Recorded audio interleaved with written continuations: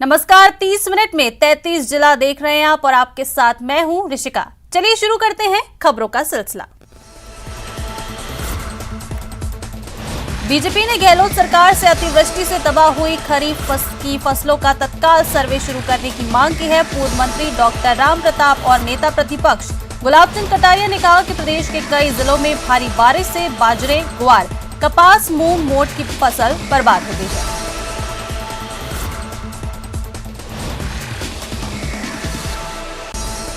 पिछले 2 दिन से पूरे हनुमानगढ़ जिले में जो अतिवृष्टि हुई है उसकी वजह से खड़ी फसल से वो नरमा है, कपास है, ग्वार है, मूंग है, इसके अंदर भारी क्षति हुई। तो राज्य सरकार त्वरित गति से इसकी गिरदावरी करवाकर किसानों को उचित मुआवजा प्रदान करे और पर्याप्त मात्रा में रहता है। हर सरकार हर प्रांत को उसका एक निश्चित कोटा जो है वो आपदा राहत के तहत हर साल मिलता है। सरकार को चाहिए कि जहाँ कोई इस प्रकार का कोई नुकसान हो गया, किसान का हो गया, व्यक्तिगत रहने वाले को हो गया, मकान गिर गया या कोई बीमारी है या कोई पानी से गिरने के कारण से उनका घर का सारा सामान, तो उनको मदद करने के लिए आपदा राहत कोष में पर्याप्त पैसा रहता है। जयपुर के नगर निगम हेरिटेज की महापौर मुनीश गुर्जर को शहर की सड़कों पर जगह जगह गंदगी के ढेर नजर आए, जिसके बाद उन्होंने सफाई कर्मचारियों और अधिकारियों को सफाई के निर्देश दिए।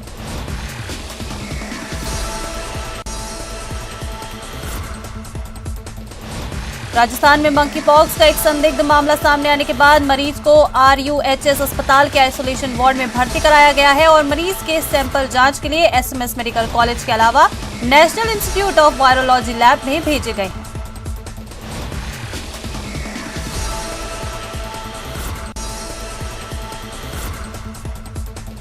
प्रदेश के कई जिलों में इन दिनों लंपी स्किन बीमारी फैली हुई है और गौवंशों के लिए खतरा बनती जा रही है। जोधपुर जिले के ग्रामीण इलाकों से भी इस बीमारी के प्रकोप की खबरें लगातार सामने आ रही हैं। हालांकि अब इसको लेकर पशुपालन विभाग सतर्क होता दिख रहा है, लेकिन असली समस्या ये है कि अधिकांश जगहों पर वेटरनरी डॉक्टर्स ही नहीं है। सबसे ज्यादा बीमारी भोपाल क्षेत्र में इसकी घुमड़ी वाली बीमारी है, सबसे ज्यादा है। इसमें करीबन 15% पशु मर चुके हैं। प्रशासन नाम की कोई चीज ही नहीं है, न कोई ट्रीटमेंट है, डॉक्टर वगैरह है ही नहीं, कोई इसकी सून लेने वाला नहीं है।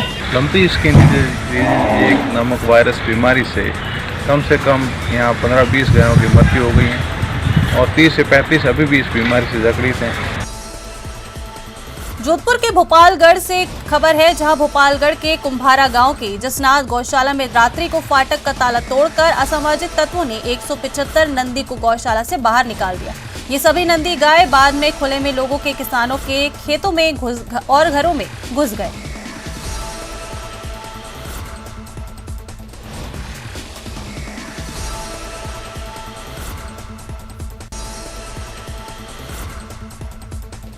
श्रीगंगानगर की रायसिंह नगर उपखंड क्षेत्र के गांव भोमपुरा में स्कूल पर लगा ताला खुल गया है। यहां आसपास के लोग हड्डा रोड़ी हटाने की मांग को लेकर पिछले कई दिनों से स्कूल में ताला लगाकर प्रदर्शन कर रहे थे, लेकिन आज उन्होंने अपना धरना प्रदर्शन खत्म कर दिया। आपको बता दें, स्थानीय लोगों ने जिला प्रशासन की ओर से हड्डा रोड़ी हटाए जाने के आदेश जारी होने के बाद स्कूल पर लगा ताला खोला है। आज पूरे प्रशासन के द्वारा जहाँ ग्रामीण वासियों को और स्कूल के बच्चों के लिए अड्डा रोडी चकाने के लिए प्रधान जी और हमारे ग्रामीण वासी और स्टाफ स्कूल का हमारे साथ था, इसलिए हमारी अड्डा रोडी कलेक्टर साहब ने रद्द की गई। आज भोमपुरा ग्राम पंचायत में स्कूल है जो उसके साथ अड्डा रोडी थी। पिछले 10 दिनों से ग्रामवासी धूप में गर्मी में धरना लगाकर बैठे थे। मैं कलेक्टर महोदय का धन्यवाद करना चाहती हूँ, जिन्होंने ये लेटर जारी कर हड्डा रोडी हटाने का आदेश दिया है।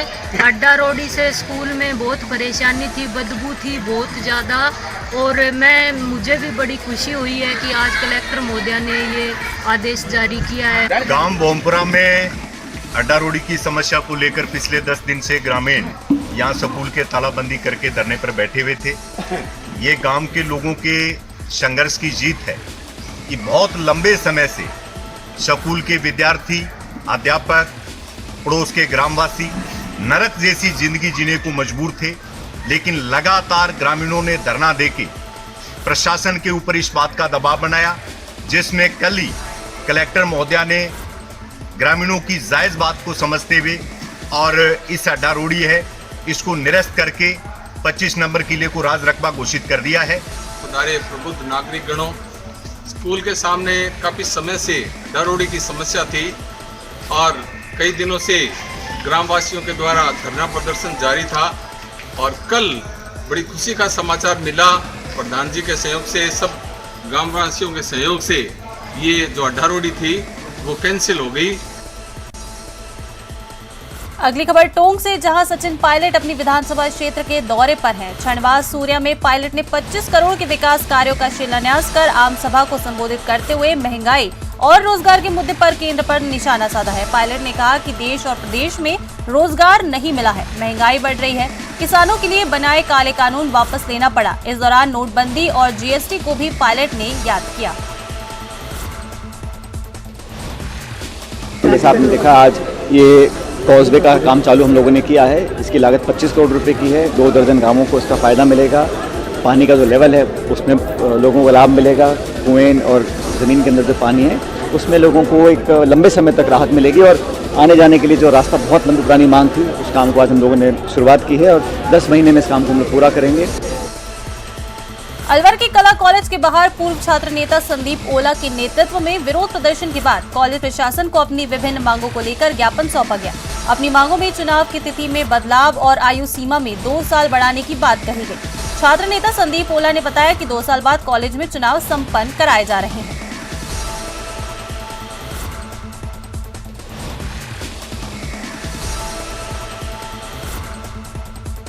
राजस्थान सरकार द्वारा जल्दबाजी में एक फैसला थोपा गया छात्र शक्ति पे कि आने वाले 26 अगस्त को छात्र संघ चुनाव करवाए जाएंगे, लेकिन वो बिना सोचे समझे जल्दबाजी में एक लिया गया फैसला है।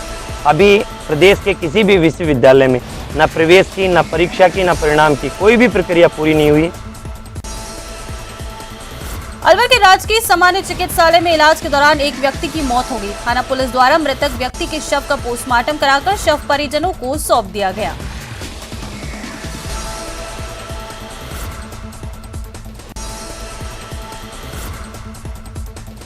बारा के शाहबाद कस्बे के राजकीय बालिका माध्यमिक विद्यालय और ब्लॉक प्रारंभिक शिक्षा अधिकारी कार्यालय का रास्ता रुक जाने पर छात्राओं को और बीईओ स्टाफ को आने जाने में परेशानी हो रही थी, जिससे नाराज छात्राओं ने प्रदर्शन कर अपना विरोध जताया।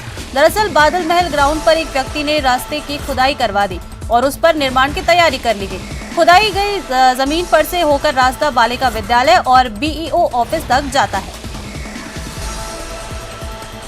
हमारे विद्यालय के आगे किसी की पर्सनल ज़मीन थी और उसने आने जाने का रास्ता बंद कर दिया है। अगर वहाँ से हमें नहीं जाने देगा तो फिर हम कहाँ से जाएंगे, जिससे हमारी पढ़ाई पे भी जोर पड़ सकता है।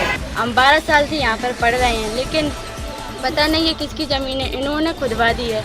इसलिए हमारी बोर्ड है हमारी, तो हमें पढ़ाई में प्रॉब्लम होती है।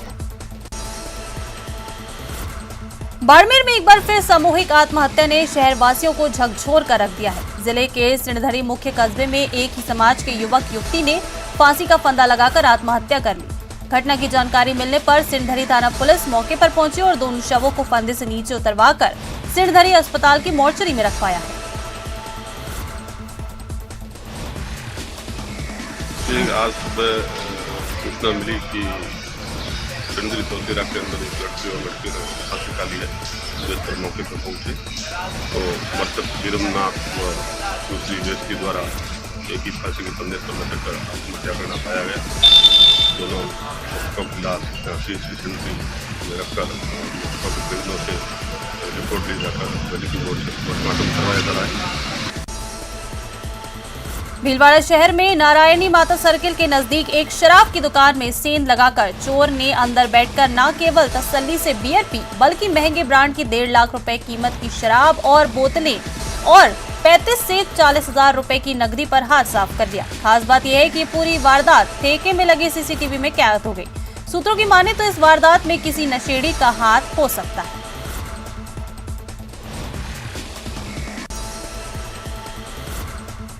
भीलवाड़ा शहर के रहने वाले एक युवक ने ब्याजखोरों से परेशान होकर गुलाबपुरा क्षेत्र के एक होटल के कमरे में जाकर पंखे से लटककर आत्महत्या कर ली। आत्महत्या से पहले मृतक ने अपने परिचितों को एक सुसाइड नोट भी भेजा है, जिसमें उसने रवि खटीक उर्फ डेविड और सुनीता कटारिया पर परेशान करने का आरोप लगाया।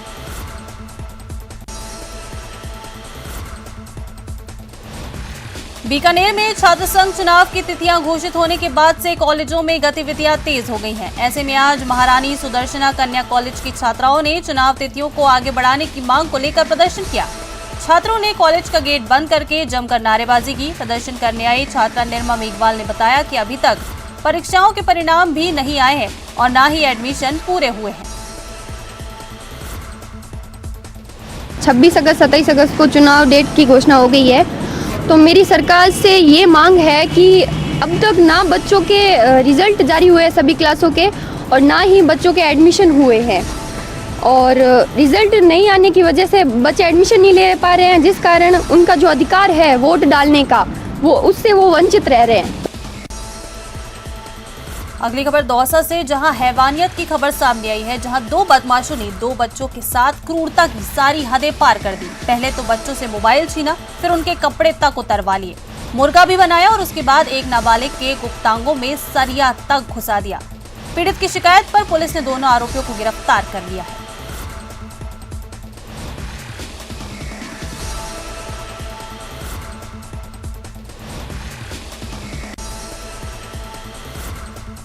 दौसा के राजकीय उत्कृष्ट उच्च प्राथमिक विद्यालय झुपड़ीन के ग्रामीण और बच्चे आज आक्रोशित नजर आए और स्कूल में ताला जड़ दिया। ग्रामीणों का आरोप है कि 8वीं कक्षा तक का स्कूल है, लेकिन स्कूल में प्रधान अध्यापक समेत कुल 4 शिक्षकों का ही स्टाफ है। ऐसे में 8 कक्षाओं के लिए केवल 4 शिक्षक हैं, जिसके चलते स्कूल में ठीक तरीके से पढ़ाई नहीं हो पा रही है और बच्चे भी अन्य स्कूलों में जाने के लिए मजबूर हैं। जी हमारी मांगे 1 साल से चलती है। अध्यापकों की कमी के कारण हमने 3-4 बार अवगत करा दिया सारा प्रशासन को। डीओ साहब को हमने अवगत करा दिया गया और सीपीओ साहब को करा दिया गया। हमको आश्वासन देते हुए 1.5 साल भर हो गई और अभी तक हमारा कोई अध्यापकों की एक भी व्यवस्था को सुधारित रूप से चालू नहीं किया गया। हमारा मामला है कि झुपड़ी स्कूल में 1 साल से टीचर के लिए टूट के जा रहे हैं, कहीं दूसरी स्कूलों में जा रहे हैं, कहीं क्या कर रहे हैं। 2-3 मास्टर सारे, जो कि एक तो अपने हेडमास्टर वो उसका काम को संभालता है, एक आध छुट्टी को हो जाते हैं तो बाढ़ के लिए, और 10 दिन का 5 दिन का 10 दिन का 5 दिन का समय देते 1 साल निकाल दिया। अभी तक कोई मास्टर नहीं लगा। पीओ साहब का दबाव है, पीओ साहब से भी कई बार बात होगी, वो भी कभी 5 दिन कभी 10 दिन कभी। तो ब्रेक के बाद आपका एक बार फिर से स्वागत है। चलिए देखते हैं कुछ और खबरें। धौलपुर के सदर थाना क्षेत्र के चांदपुरा गांव के पास स्थित पहाड़ी पर बने माता के मंदिर पर रहने वाले पुजारी का शव मंदिर परिसर में मंगलवार सुबह पेड़ पर लटका हुआ मिला, जिसकी सूचना ग्रामीणों ने पुलिस को दी। पुलिस ने शव को पेड़ से उतरवाकर अपने कब्जे में लिया और जिला अस्पताल की मॉर्चरी में रखवा दिया। पुलिस ने मंदिर पुजारी के परिजनों को घटना की सूचना दे दी है। जिले सहित पूरे प्रदेश में खाद्य सुरक्षा योजना में नए नाम जोड़ने के लिए पोर्टल पर आवेदन लिए गए थे, जिसके तहत शहरी और ग्रामीण क्षेत्र से 28,245 आवेदन आए थे, लेकिन सरकार की ओर से कोई निर्देश नहीं मिलने पर आवेदनकर्ताओं को खाद्य सुरक्षा योजना के लाभ का इंतजार है। इस मामले में जिला रसद अधिकारी ने कहा कि खाद्य सुरक्षा में आए आवेदनों को वेरिफिकेशन एसडीएम स्तर तक हो गया है।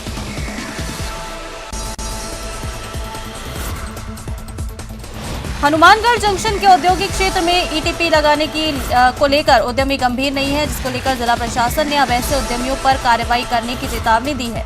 जंक्शन के औद्योगिक क्षेत्र के फेज प्रथम और फेज द्वितीय में करीब 25 ऐसी औद्योगिक इकाइयां हैं जो प्रदूषित पानी प्रवाहित करती हैं, जिस कारण औद्योगिक क्षेत्र के आसपास और अबोहर बाईपास पर भारी मात्रा में प्रदूषित पानी जमा होने से पर्यावरण प्रदूषित हो रहा है और पेड़ जलकर धूल बन चुके हैं।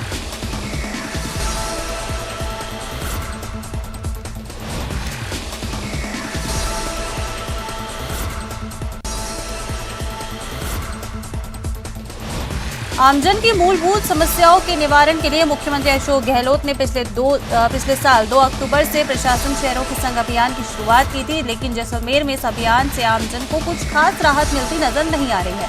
आज नगर परिषद द्वारा वार्ड नंबर 36 में शिविर का आयोजन किया जाना था, लेकिन सुबह 9 बजे से ही पार्षद ने शिविर कक्ष के बाहर ताला जड़ दिया।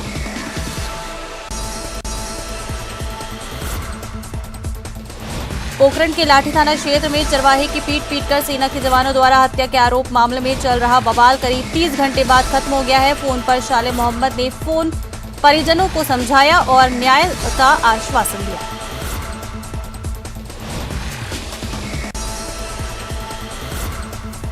झुंझुनू के उदयपुर वाटी में एक बार फिर मंत्री राजेंद्र सिंह गुड़ा ने एक बार बड़ा बयान दे दिया है। सवाल तो भ्रष्टाचार को लेकर था, लेकिन बड़ा बयान गुड़ा ने दे दिया है। गुड़ा ने सवाल के जवाब देते हुए कहा कि पिछले राज्यसभा चुनावों में उनके पास वोट देने के लिए 25 करोड़ रुपए का ऑफर था।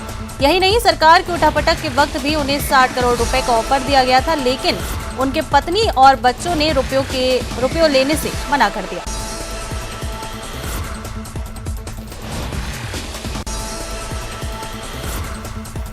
हरियाणा से सटे इलाकों में इन दिनों झुंझुनू पुलिस अवैध हथियारों के खिलाफ सघन अभियान चलाकर कार्रवाई कर रही है। पुलिस ने अवैध हथियार के साथ एक युवक को गिरफ्तार किया। आरोपी के पास से पुलिस ने एक 32 बोर पिस्टल और 2 मैगजीन जब्त की है। फिलहाल पुलिस आरोपी से पूछताछ कर मामले की जांच में जुटी है।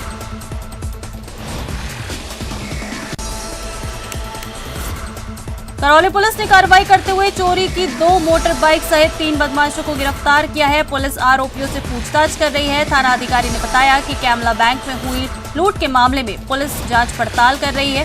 इसी दौरान बालाखेड़ा मोड़ पर अचानक जांच की जा रही थी। इसी दौरान कुछ बाइक सवार युवक पुलिस को देखकर भागने लगे। कोटा के ग्रामीण इलाकों में अवैध बजरी के खिलाफ ताबड़तोड़ कार्रवाई की जा रही है। पुलिस और माइनिंग की संयुक्त टीमों ने पिछले 24 घंटे में अवैध बजरी भंडारण के खिलाफ बड़ी कार्रवाई करते हुए झोटोली गांव में 2 जगहों पर अवैध स्टॉक कर रखी गई करीब 500 टन बजरी को जब्त किया है। कार्रवाई के दौरान मौके पर स्टॉक संचालक नहीं मिला।